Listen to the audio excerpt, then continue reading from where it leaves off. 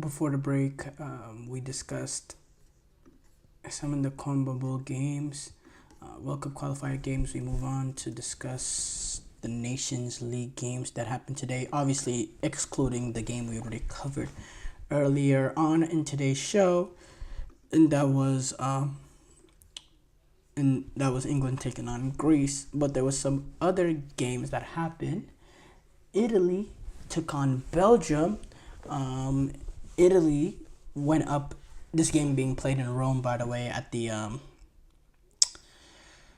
Stadio Olimpico, home of Roma Lazio, and it was the host that took a brilliant lead, getting an early goal again in these Nations League. They scored really early on against France. Similar timing here, with Andrea Cambiaso getting a goal 59 seconds into the match. Speaking of Retegui, who plays his home football now at the Stadio Olimpico playing for Lazio, he got the second. He's been having a pretty good year so far for Atalanta. He's maybe now the answer for Italy, in their number 9 position going forward.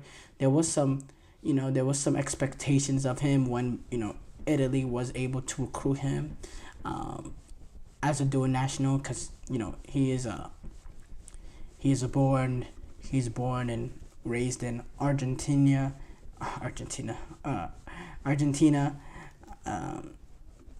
but he does have Italian descent, so he is a dual national and he is eligible to play for Argentina. And Italy were able, despite Argentina, the success that they went on winning that World Cup, they were able to recruit him to play for the likes of Italy.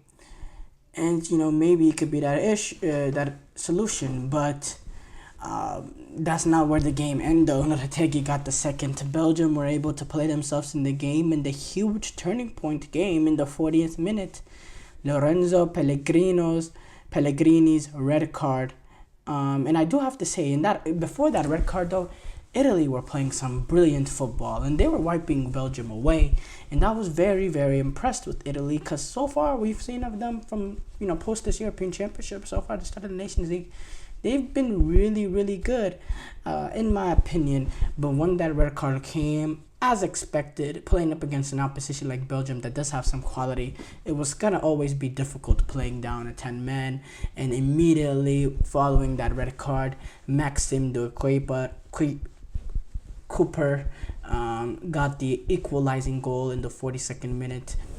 And then later on in the second half, eventually Trossard, who always makes those impacts in clever ways, poked in a really clever volley from Wout Weiss's header, and that made that game 2-1. So now in that group, Italy right now find themselves, let's discuss the other game in that group, which was France taking on Israel, playing this game obviously without Mbappe. The French national team won 4-1 despite not playing with Mbappe.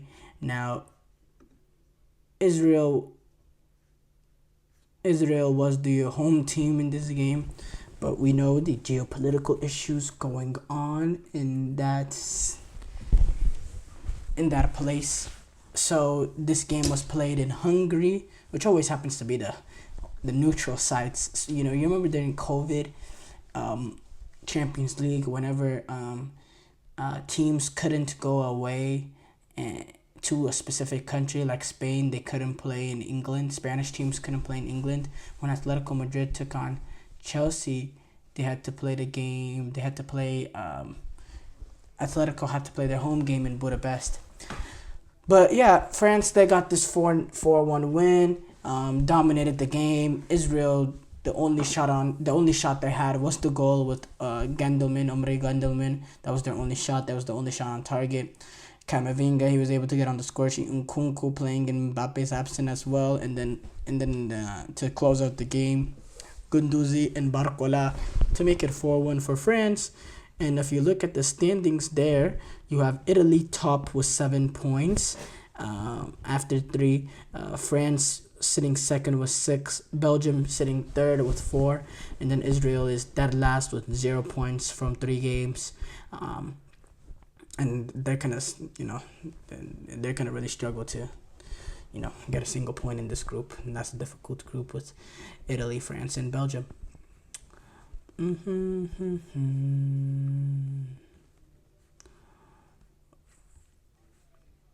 We will go through some of that was it for the part 1 games, but we will go through some of the part 2, the other part games.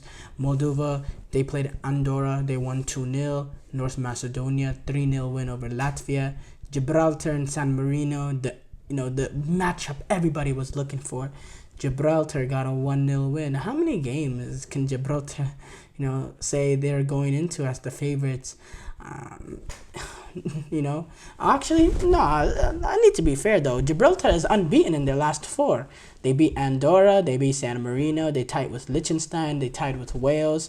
So, maybe I shouldn't be too overly critical. You go back, I think it was in the qualifiers, they lost 14-0 to France, I believe. Yeah, it was November 18, 2023 in the World Cup qualifier.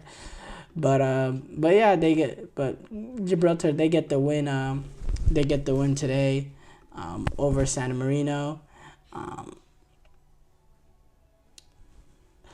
Ireland to get a 2-1 win over Finland. Obviously, these are the 2 other teams outside of the group of England and Greece. And let's actually look at that's a League B standing.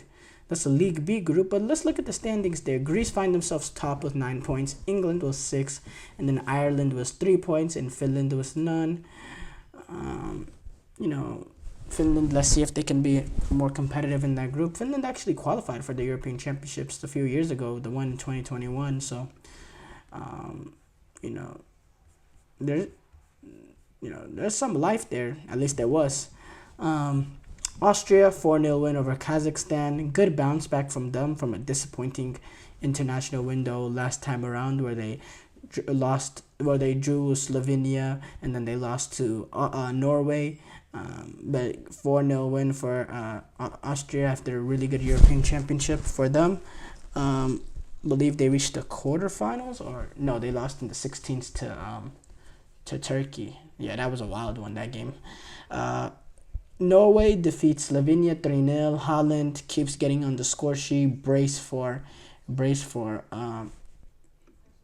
Norway in the 7th and 62nd minute. Alexander Sorloth also was able to get a goal. Norway operating with a two-man up front. They're able to get 3 past Jan Oblak and the Slovenians. Faroe Islands and Armenia finished 2-2. And then, I discussed Italy's 2-2 draw with Belgium. So, that's all for today's UEFA Nations League action. Tomorrow you have you got Hungary taking on the Netherlands. You got Bosnia and Herzegovina taking on Germany. You got Croatia. No, that's not tomorrow actually. Technically, Hungary and Netherlands, Bosnia, Herzegovina, and Germany. Those games are technically today because we're past midnight, but you know what I mean. You also have Estonia taking on Azerbaijan, Ukraine taking on Georgia, Turkey taking on Montenegro, Slovakia taking on Sweden, Iceland taking on Wales, Czechia taking on Albania. So a lot of Nations League games tomorrow to check out.